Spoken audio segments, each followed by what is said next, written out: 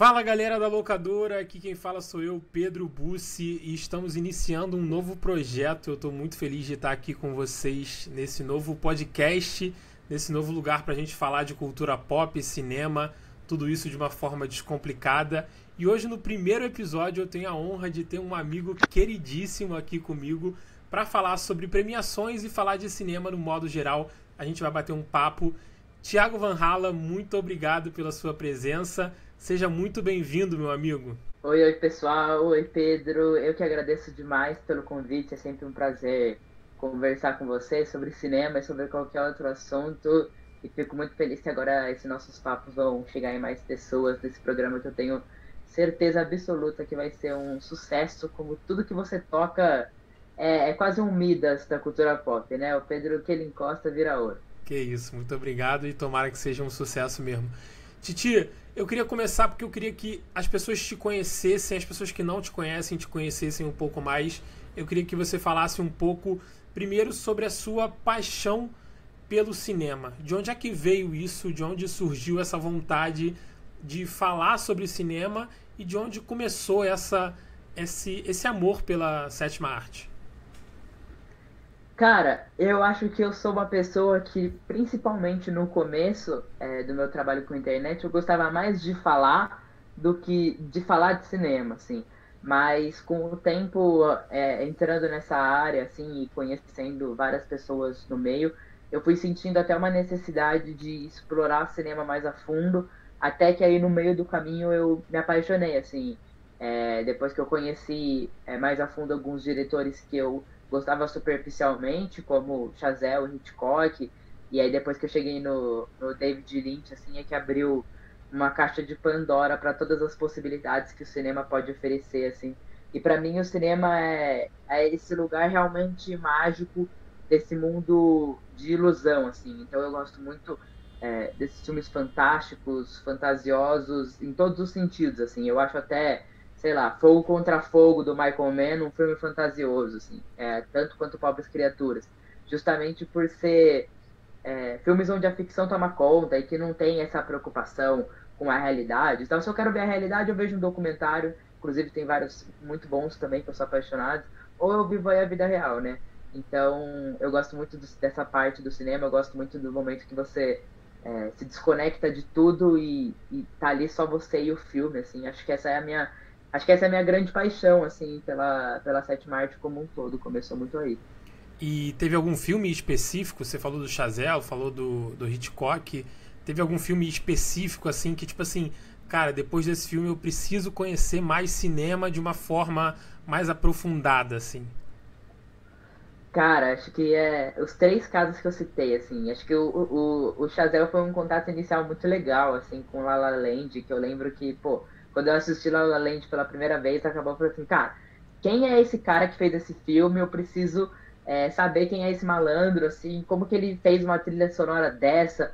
E depois eu me apaixonei até mais por outros filmes dele, assim. La La Land ainda é o meu queridinho, mas eu acho o Primeiro Homem muito mais cinema. Eu gosto mais de Whiplash, por exemplo, que é o primeiro dele que ele fez, assim.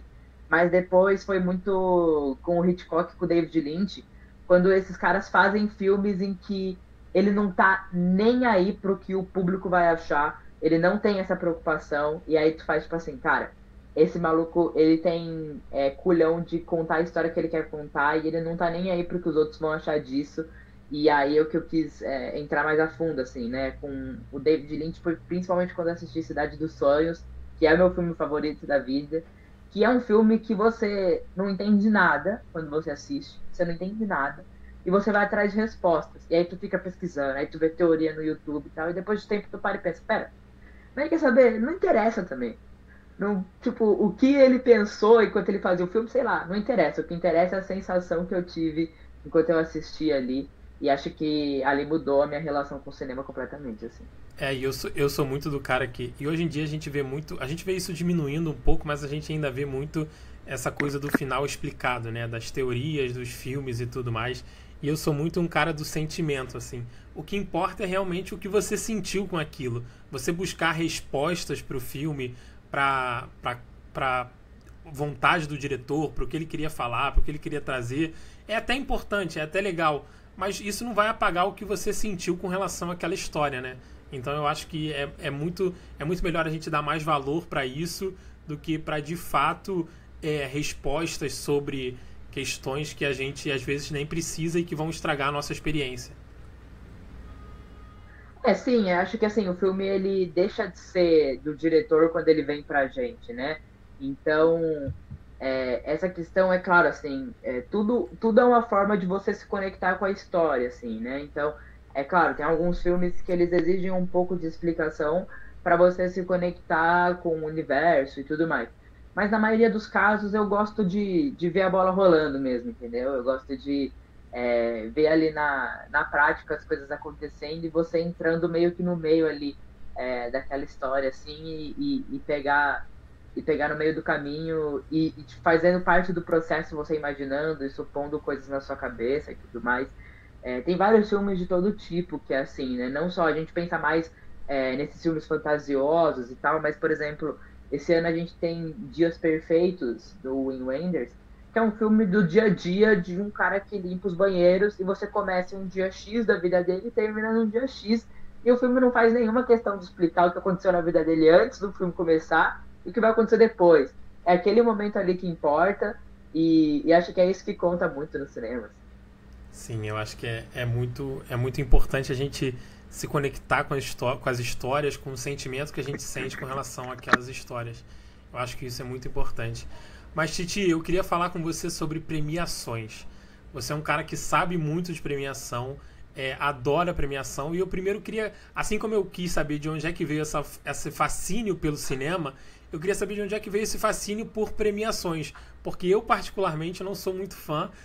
Quem me segue, quem me acompanha sabe que eu deixo isso bem claro, mas você é um cara que gosta de estudar, gosta de saber os bastidores, o que está por trás, e isso talvez seja o mais interessante das premiações do que o prêmio em si. Mas de onde é que surgiu isso? De onde é que começou isso? Cara, eu sou um cara muito competitivo. Eu sou muito competitivo. E aí eu sempre senti uma falta no mundo do cinema de poder ganhar. Porque, pô, eu gosto de ganhar as paradas, entendeu? E aí agora onde eu ganho, às vezes, é o balão. Perco mais do que eu ganho também, né? Porque é aquela história, né? O Moneyball. Todo mundo adora o Moneyball, mas o time que criou o Moneyball lá no beisebol nunca ganhou o campeonato. Então, assim, é um pouco isso que eu faço, assim, e esse interesse no Oscar veio justamente de uma história levando a outra, assim, você conhece um pouco e você vai entendendo que existe muita sujeira nos bastidores mesmo. E eu não sou um defensor do Oscar, eu não sou fã do Oscar. Eu sou fã justamente desse processo de uma espécie de jogos vorazes realmente que existe em volta do prêmio, né? Com todos os tributos indo nos festivais, com os vestidos mais bonitos e conversando com o máximo de gente possível, fazendo lobby e diferentes estratégias. Eu gosto muito de como essas estratégias são feitas e tal para conseguir levar o prêmio, porque no fim das contas o Oscar é uma premiação do cinema americano, que é uma parte minúscula do cinema mundial. Os melhores filmes do ano, na minha opinião, não estavam no Oscar do ano passado, ou estavam em categorias de menor expressão, né? Godzilla Minus One, diversos filmes japoneses, né? O Perfect Days, Monster, enfim, incontáveis, A Fire da Alemanha, filmes brasileiros, Retratos Fantasmas, esses filmes nunca vão chegar no Oscar. Então a gente levar o Oscar como essa premiação a sério e que indica o que é o melhor do cinema é uma bobagem. Então o que a gente pode tirar do Oscar de legal é ver essas pessoas da elite, de certa forma, do cinema, as pessoas que têm mais dinheiro, as pessoas que regem a forma que o cinema é visto ao redor de quase todo mundo, e ver eles se degladiando por um prêmio. E eu adoro as confusões, eu adoro as encrencas, e estudo essas encrencas, estudo as estratégias, e é a parte mais legal, né? Eu tenho um texto sobre isso que chama Por que o Oscar é tão legal quanto o episódio de Game of Thrones? Acho que é justamente isso. Excelente assim, texto, inclusive. Obrigado, meu amigo. E eu acho que é exatamente isso, assim, é você, tipo, acompanhar aquelas famílias, de certa forma, brigando ali pelo trono, sem valer de nada, no fim das contas. Essa semana, esse Oscar, você foi minha fonte, inclusive, para muitos vídeos, porque eu falava, Thiago, tem alguma história que você acha que vale a pena. E eu queria que você tem alguma história que você acha legal contar, que você acha que vale a pena contar de bastidor, que você acha válido a gente contar, que seja interessante? Ah, cara, eu acho que aproveitando assim que a gente tá no nesse ano, né, de 2023, assim, todo mundo ficou muito feliz com a Anatomia de uma Queda. E a história de Anatomia de uma Queda é bem emblemática pro Oscar, justamente porque marca uma divisão rara entre o governo de um país e o filme que vai pro Oscar, né? Acho que foi raras vezes que um filme que não foi selecionado pelo seu país teve força para chegar em mais categorias ao prêmio. E no caso de Anatomia de uma Queda, foi um filme que foi completamente boicotado, né? Para quem não sabe, a categoria de filme internacional é, é o Ministério da Cultura de cada país, ou o relacionado ao ministério, né? Que seleciona quem vai representar o país no Oscar. Então, a França escolheu O Sabor da Vida, com a justificativa oficial de que a Anatomia de uma Queda já tinha muito destaque. E eu acho essa justificativa boa, porque afinal de contas, o que você pode tirar de melhor do Oscar para o seu país é divulgar o seu filme. Porque o que, que serve para a França ter um Oscar ou não? Isso vai validar o cinema francês? Óbvio que não. Mas a gente sabe que foi uma desculpa deles, porque a Justine Triet, diretora do filme, é, falou abertamente contra o governo de Emmanuel Macron, falou contra a ministra, ela tomou várias punições ali e é quase que comprovado que existiu um boicote na hora da votação. E mesmo assim, mesmo ela fora, ela conseguiu sustentar o seu filme, ela conseguiu, aos poucos ali, fazer o filme chegar em mais pessoas e acabou sendo um dos indicados a melhor filme e venceu a categoria de melhor roteiro original com extrema justiça. Assim. Acho que isso é uma das histórias que mostra bem o que é o Oscar e é legal quando tem essas voltas por cima. Assim. Sim, é uma história de bastidor interessante, né? E que muitas pessoas acabam não sabendo dessa batalha para estar no Oscar, né? Dessa coisa da falta de visibilidade que às vezes os filmes têm e que Anatomia de uma Queda foi um exemplo perfeito disso. Falando do Oscar desse ano, o que você achou da premiação no modo geral? Eu vi até que você comentou isso, eu acho, sobre muitas pessoas estarem falando sobre a premiação, sobre os filmes da premiação.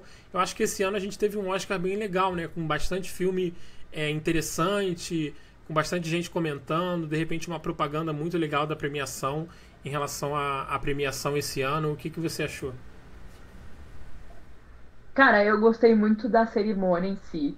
Eu acho que a gente acabou dando uma sorte aqui no Brasil que acabou mais cedo por conta do espécie de horário de verão de lá, né? Isso. Então, pô, acabou pra mim no horário maravilhoso.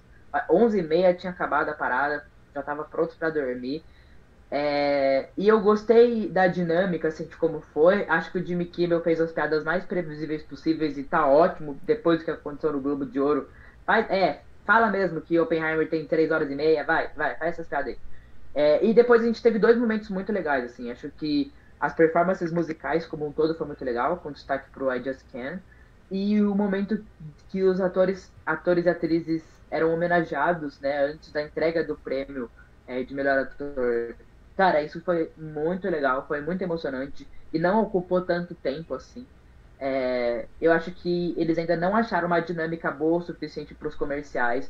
Você acaba expulsando o telespectador com tanto comercial o tempo todo. Mas esse ano eu achei que dentro do possível, assim, dentro do que estava do controle da galera da produção, ficou mais interessante. E o apelo popular para mim é muito por conta de ter filmes populares, né? A gente teve Barbie e Oppenheimer, os dois grandes filmes do ano passado, concorrendo e tendo chances reais de ganhar prêmios, assim. Não acho que as pessoas assistiram o Oscar para ver se Barbie ia ganhar, mas existe um interesse maior quando tem filmes que o público geral assistiu, né? E não somente aquela coisa de depois que o filme é indicado ao Oscar, você vai lá e assiste. É, e mesmo assim, né, vi muita gente fazendo isso, assim, gente que não é muito ligada ao mundo do cinema, e tipo, pô, esses são os 10 indicados ao Oscar, vamos ver todos, vamos assistir a lista, e realmente porque os filmes estavam interessantes, os filmes eram bons, né, então ficou fácil de fazer essa maratona. Sim, eu achei que esse ano a gente teve filmes bem interessantes, alguns filmes diferentes. É claro que todos os filmes dentro daquele padrão hollywoodiano, né? Talvez Pobres Criaturas fugindo um pouco mais, mas de todo o resto, aquele padrão hollywoodiano, mas mesmo assim filmes diferentes, distintos, com propostas diferentes, com linguagens diferentes. Eu achei que esse ano saiu um pouco da obviedade de outros anos. A gente já sabia quem ia ganhar, obviamente, a premiação, mas mesmo assim a gente tinha filmes muito interessantes de se assistir, filmes muito interessantes de se acompanhar.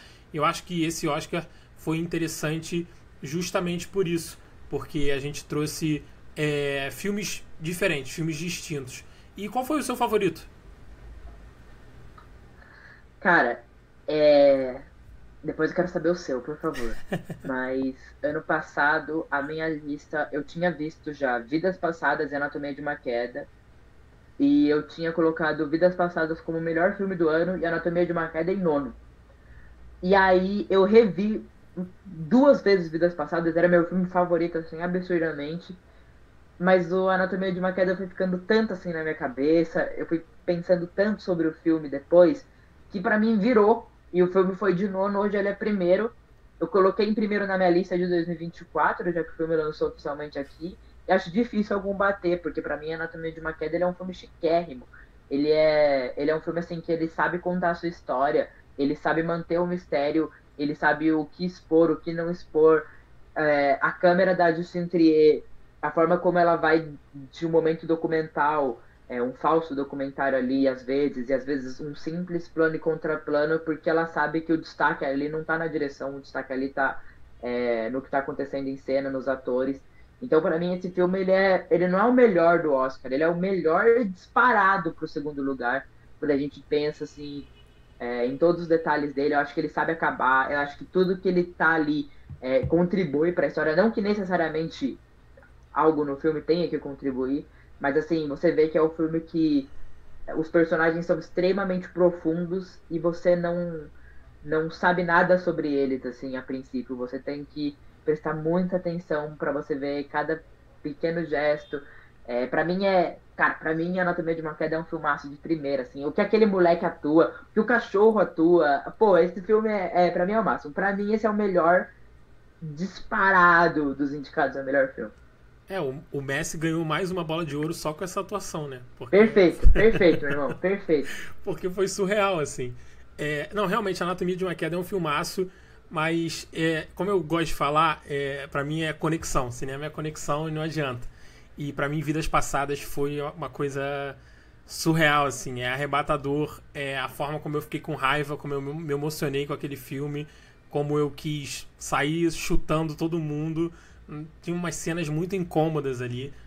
Tem aquela cena que é muito forte pra mim, que eles estão no bar ali, os três juntos, já no final do filme, que ela tá de costas pro marido ali, conversando em outra língua.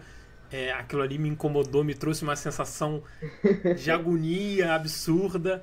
E assim, Vidas Passadas foi o filme que mais mexeu comigo. E Pobres Criaturas também é um filme, assim, se eu tivesse que colocar um ranking, assim, eu colocaria Vidas Passadas, Pobres Criaturas, que eu inclusive reassisti. Eu acho que reassistir filmes é um exercício que as pessoas têm que fazer, porque a gente tem outras vivências, a gente conhece outras coisas e a gente tá numa perspectiva muito nova com relação aos filmes, e a gente vai redescobrir e descobrir coisas novas com aqueles filmes. Eu acho que, inclusive, teve algum filme que você já reassistiu e você mudou de opinião, tirando Anatomia de uma Queda, que você acabou de falar? Cara, primeiro, sobre Vidas Passadas, cara, é um filmaço, assim, pra mim é o segundo lugar na lista, velho. Pô, realmente, assim, é muito legal o controle que a Celine Song no seu primeiro filme já tem sobre a história. E ela é muito engraçado esse processo. Eu fico imaginando como é você roteirizar e dirigir o seu próprio filme. E a Justine Trier também faz isso, né? Em Anatomia de uma Queda, assim. Eu acho que eu arrisco dizer que, tipo, faz diferença no fim das contas, assim, principalmente quando são essas histórias mais pessoais, assim. É claro, os dois diretores que eu amo, o Eastwood e o Scorsese, roteirizam muito poucos filmes. Mas como são histórias à parte deles, o mais legal é você ver eles com uma visão de diretor meio que observando de longe. No caso de Anatomia de uma Queda e Vidas Passadas, são elas ali observando bem de pertinho a situação. Exatamente por isso dá toda essa sensação de indignação e tudo mais. Agora, quanto a rever filmes, cara, é um exercício muito legal de rever filmes. Eu tenho uma coisa que eu ando percebendo, assim, recentemente, que quanto mais você assiste filmes e você estuda sobre cinema, mais fácil fica você gostar de cinema e de filmes no geral, assim. Então, todo mundo passa por aquela fase de ser o crítico chato, e aí você assiste meia dúzia de filmes e meia dúzia você dá 2 estrelas, 3 estrelas, mas depois tu volta e fala assim, peraí, tem algo de bom aqui, tem algo interessante, assim. E, na verdade, eu tinha visto há muito tempo O Exorcista. Foi um dos primeiros filmes que eu vi, assim, é quando você pega aquela lista lá, top 100 filmes pra ver antes de morrer. Tava lá, O Exorcista. Aí eu assisti e falei assim, filme chato, filme sem graça. Aí eu fui rever ano passado e falei assim, puta merda.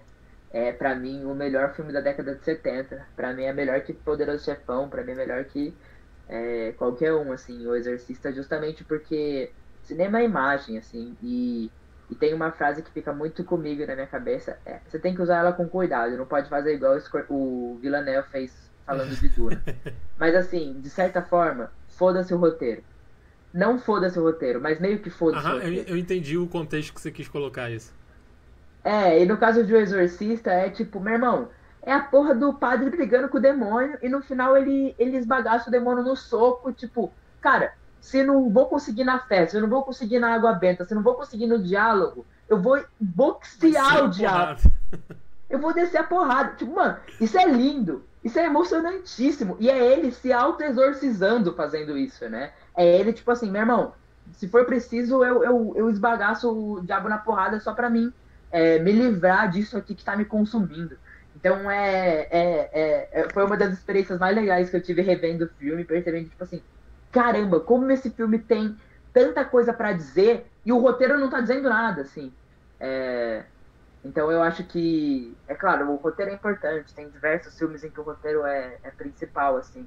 Mas o roteiro não serve de nada se você não tem uma direção que aplica aquilo na história. Assim. Sim, eu tive a chance de ver Exorcista no cinema, que lançou aqui num cinema aqui na minha cidade. E, cara, foi uma experiência surreal, assim. Foi uma coisa surreal, assim, tipo, e foi um filme que eu vi há um tempo, aí eu fui rever no cinema ainda. Aí eu falei, cara, que absurdo. Mas um filme que eu revi e que eu não gostava foi La La Land. Você não gostava de Eu La La tinha um Land? preconceito muito grande com La La Land, porque eu tenho um preconceito com musical, né? Mas aí porque eu acho que o musical ele exige uma descrença muito grande. Sim, Até porque ninguém vive cantando, né? Mas ele exige uma descrença muito grande.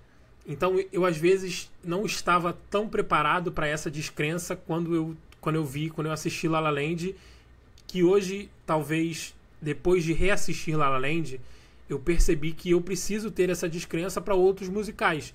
Inclusive, eu fui ver Meninas Malvadas recentemente, no início do ano, e eu adorei o filme. Eu adorei o filme, achei incrível. Mas eu acho que é isso, você tem que estar, de certo modo, um pouco entrar um pouco na história, nas possibilidades, nas infinitas possibilidades que aquela história pode te trazer, né?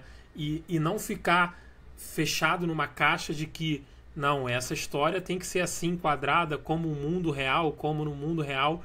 Então eu acho que, de certo modo, talvez eu não estava tão preparado para ver uma história musical tão bem contada, e hoje La La Land é um dos meus filmes favoritos, assim.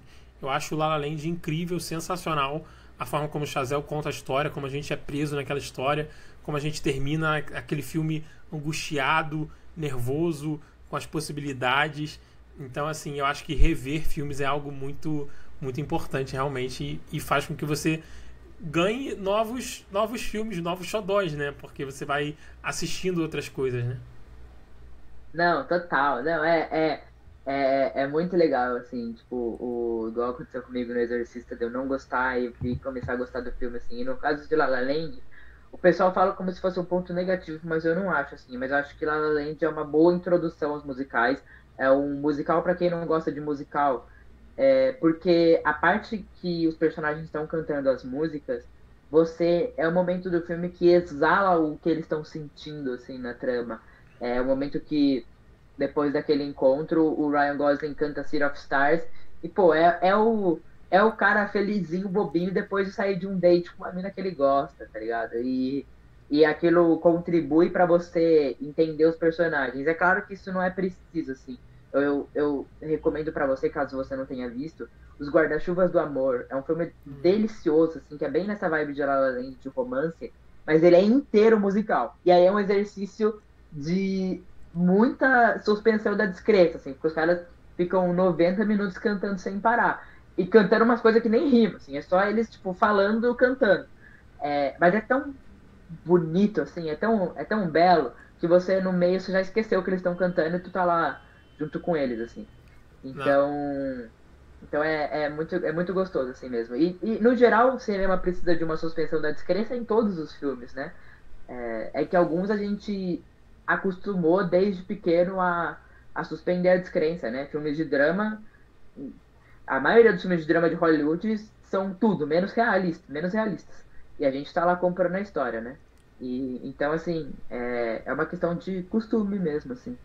Sim, realmente. E eu acho que a gente às vezes não tá tão preparado mentalmente, né? Tá com outra cabeça, outra maturidade.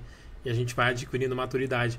Acho que é algo que você falou em relação a assistir filmes. Quanto mais você assiste filmes, mais você gosta de cinema. Então isso é um fato, porque e aí você vai aprendendo a gostar de outros estilos, outros formatos, outras formas de fazer cinema. E você vai começando a conhecer outras maneiras. E eu acho isso muito interessante. Mas voltando agora para o nosso assunto, porque a gente vai correndo aqui em relação ao Oscar, eu queria saber de você como é que funciona, porque a gente já falou sobre bastidor, sobre história de bastidor, e como é que funciona essa questão da politicagem no Oscar. Como é que é isso, assim, o quão importante isso é para a premiação e que muitas pessoas às vezes não sabem que existe essa politicagem tão presente nas premiações. Tá, eu acho que assim, existem alguns pontos principais. Se você for um filme documental brasileiro, você não vai chegar ao Oscar nem com a maior politicagem do mundo.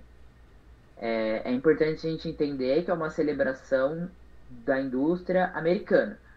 E ultimamente os filmes que vêm vencido o Oscar são filmes que repercutem desde o início, assim. Por exemplo, Tudo em Todo Lugar ao Mesmo Tempo já chegou repercutindo. Mas a parte de você vencer o prêmio é muito de você conquistar uma narrativa de que eu acho que é muito uma questão de chegou a sua vez. Ultimamente tem sido muito isso, assim. Então quando a gente olha os ganhadores individuais, né? A gente teve o Christopher Nolan vencendo esse ano. Acho que é muito um prêmio de chegou a vez do Christopher Nolan ganhar o Oscar. A gente não, coitado, ele não ganhou com Interstellar, não ganhou com A Origem, vamos dar o prêmio para ele agora. A gente, a atuação principalmente, os coadjuvantes mais do que tudo, os coadjuvantes para mim é um prêmio de consolação, é um prêmio de caridade, mas é um trabalho todo feito internamente, assim, né? Porque o Oscar ele quer se colocar como esse salvador, como esse bondoso, né? Parece que o Oscar é um cara, quando eu falo assim, mas é porque são milhares de pessoas votando, mas todas com uma mentalidade muito parecida no sentido de tipo, somos nós que vamos definir se você merece ou não. Então, eles adoram a história de um coitadinho para eles fazerem a caridade com o coitadinho. Então, chegou a sua vez de ganhar o prêmio mais importante da indústria. Toma aqui, parabéns para você.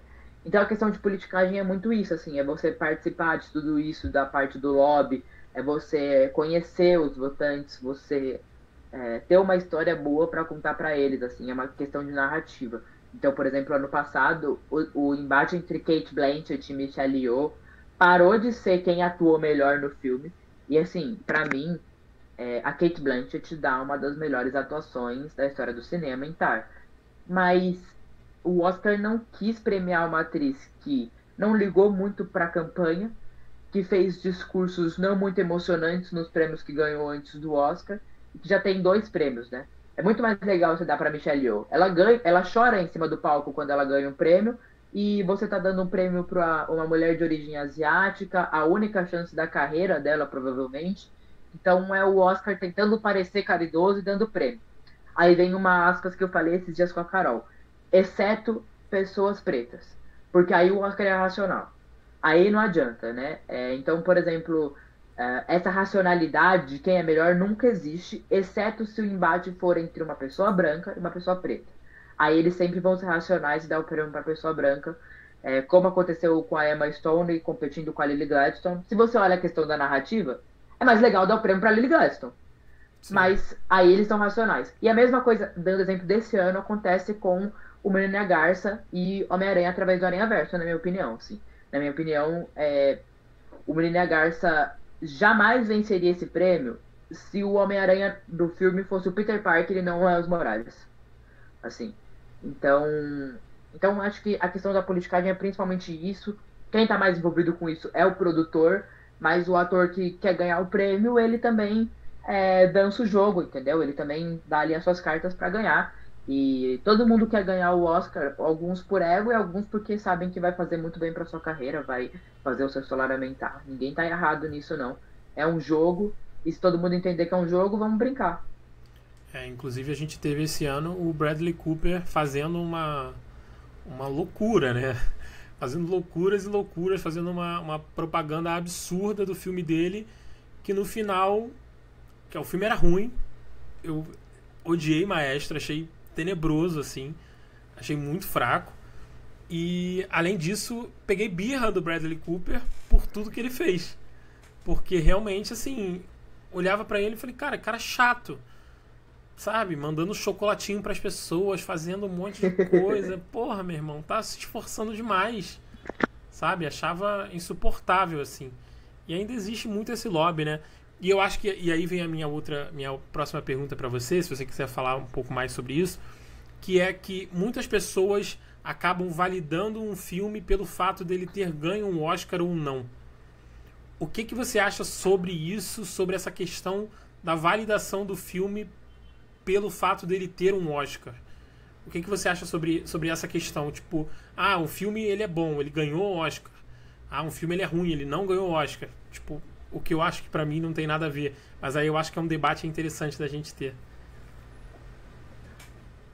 Eu acho que, de forma geral, os filmes que ganham Oscar, independente da categoria, são filmes bons. É muito difícil a gente ter um filme, na minha visão, né, ruim ganhando Oscar. Tem gente que pode achar, tem uma das minhas críticas favoritas, que é a Fabiana Lima, e ela odiou Tudo em Todo Lugar ao mesmo tempo e odiou Oppenheimer. Então, para ela, os filmes que ganharam a maioria dos prêmios nos últimos 2 anos é ruim. Eu não tenho muito essa visão de que o filme dos filmes do Oscar é ruim, mas é só por um acaso. Eu acho American Fiction um dos piores filmes que eu vi na vida e ganhou o prêmio de melhor roteiro original. Então, eu acho que essa questão de você validar o filme porque você ganhou o Oscar é uma visão muito, muito hollywoodiana da coisa e que acaba, por consequência, sendo uma visão rasa de cinema, né? Então, me incomoda muito aquelas listas de 10 melhores filmes de todos os tempos. Aí só tem filme dos últimos 50 anos e dos Estados Unidos. Aí você pensa, pô, no mundo todo, só os Estados Unidos fez 10 filmes bons? Então, eu acho que cabe a mesma coisa pro Oscar, assim, de, pera, esse filme ganhou o Oscar e por isso ele é bom. Tá, mas você sabe que é um prêmio da indústria americana e que tem muito dessas maracutaias envolvidas, assim. Então não é uma garantia de nada. Embora eu ache que os americanos estão mandando bem ultimamente, assim. Até a Anatomia de uma Queda ganhou o prêmio de roteiro original, né? E é um filme francês. Então, de vez em quando acontecem essas coisas, assim. Mas não é uma garantia de absolutamente nada, é uma completa bobagem. Acho que serve bem pra começar um vídeo no TikTok, ter bastante visualização. Falar, esse filme ganhou 10 Oscars. Mas fora isso, não serve pra muita coisa. Eu acho que é mais um indicativo da indústria mesmo do que, de fato, um indicativo de arte, né?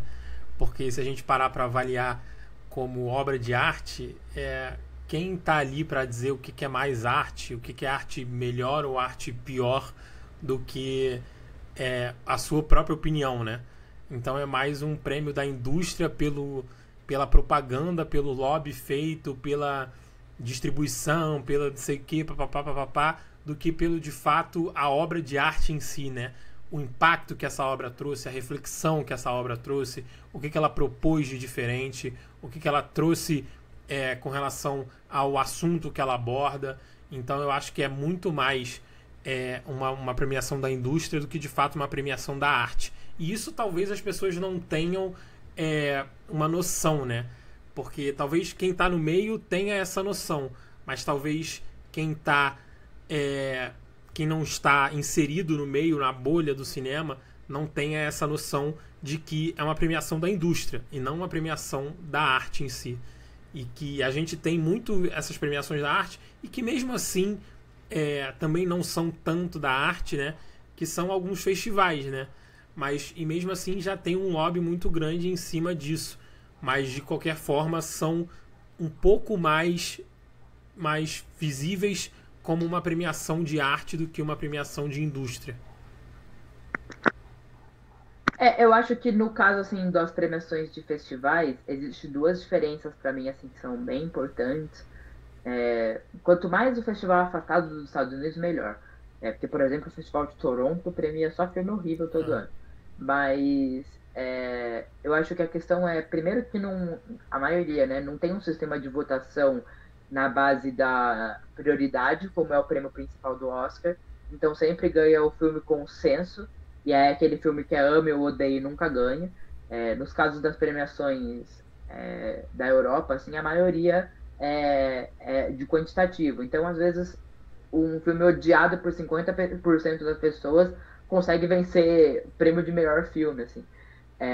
Mas acho que, como as pessoas que estão ali presentes no júri, nas votações, são pessoas mais abertas ao cinema, são pessoas de diferentes partes do mundo, elas conseguem estar mais dispostas a gostar de filmes diferentes, né? E um outro ponto importantíssimo, né? Elas assistem os filmes que estão participando, porque talvez a galera não saiba disso, mas eu garanto para vocês que 50% da galera que votou na categoria de melhor filme do Oscar não viu os 10 indicados. Não viu.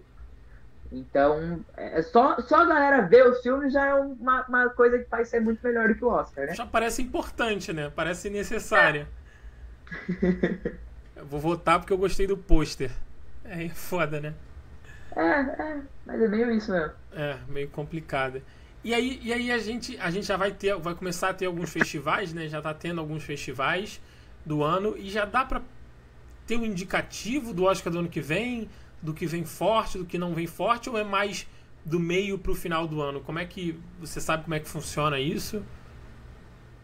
Eu acho que dá pra gente fazer um estudo de o que vai estrear nos festivais, as distribuidoras. A gente sempre tem que ficar de olho no que a A24 vai lançar, no que a Neon vai lançar, no que a Focus vai lançar e no que a Netflix vai lançar.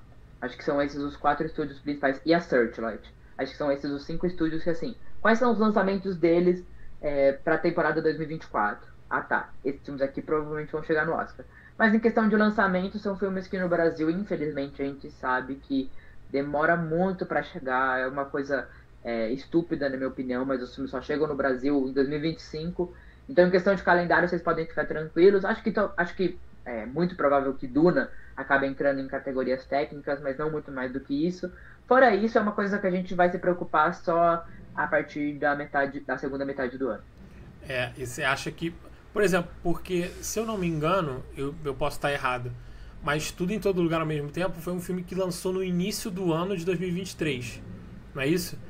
E ele teve força suficiente para estar no Oscar de 2020.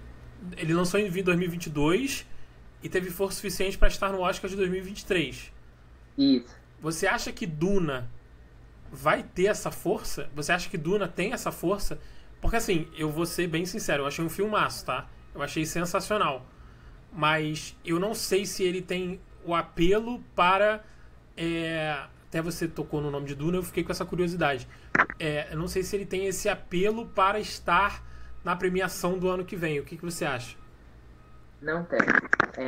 É claro, assim, Duna vai ganhar algumas categorias técnicas, né? Acho que som, acho que efeitos visuais, pelo que eu tô pensando aqui nos outros lançamentos, nada vai bater Duna. Se a gente tiver um ano muito fraco, o Villeneuve pode conseguir uma vaga na categoria de melhor diretor, mas eu acho improvável. Questão de atuação, acho muito difícil. E Duna Parte 1 concorreu na categoria de melhor filme. Acho que pode estar entre os indicados de novo esse ano. Mas a possibilidade de vitória ou qualquer coisa desse tipo é zero. E não existe interesse algum da Warner. Assim. Se tem uma coisa que a Warner não está se importando, é se eles vão ganhar Oscar. Então, até por isso, assim, o filme não vai chegar lá. A galera falou muito do Timothée Chalamet. Esquece esse ano, não acho que ele tem chance com esse papel, né? Tem outros projetos dele esse ano que talvez possa acontecer. A Rebecca Ferguson, de novo, se for um ano ruim, pode chegar lá, mas como não existe o interesse algum da produtora, eu acho que fica difícil até para quem poderia estar lá, estar lá. A gente tem até alguns lançamentos, né? O lançamento do Yorgos Lanthimos, que vem aí, vai vir no meio do ano. Alguns filmes que podem ganhar força. Alguns filmes que podem ganhar força, mas a gente não tem como prever nada, né? Porque realmente a gente não sabe quem vai ganhar mais força com relação aos festivais e tudo mais. Então é algo complicado de prever, né? Seríamos mãe de Ná aqui e não daria muito certo. Mas acho que assim, a gente pode ficar de olho, assim, esse ano a A24 tá meio fraca, tá? A Searchlight também. Acho que esse ano o prêmio vai acabar indo ou pra Neon ou pra Focus Features. Então, vale a pena ficar de olho no que esses dois estúdios vão lançar esse ano. E, e acho que o vencedor acaba saindo dali. Eu ainda não fui atrás assim, dos lançamentos. São filmes que demora pra gente descobrir que vai lançar, né? Não é uma coisa que rola com muita antecedência, assim. Olha, pessoal, vai lançar um filme de uma diretora nova sobre um casal asiático que tá separado há 24 anos. A gente não tem muito essa coisa. Pois é. Mas acho que vai ficar entre esses dois estúdios, então vale a pena dar uma olhada, assim. Sim. Titi, eu fiquei muito feliz com o nosso papo. Adorei o nosso bate-papo. Mas antes de terminar, eu queria muito saber uma pergunta. Eu queria que você dissesse para as pessoas 3 filmes que você indica para elas assistirem antes de morrer. Obrigatórios. Tá, vou falar 2 filmes que eu amo e o meu mais novo 5 estrelas aí, tá? Eu vou começar falando com Os Pássaros de Alfred Hitchcock. É um baita de um filme de terror. É um daqueles filmes que, se você for chato, não vai dar pra você, porque os pássaros são de CGI dos anos 1960.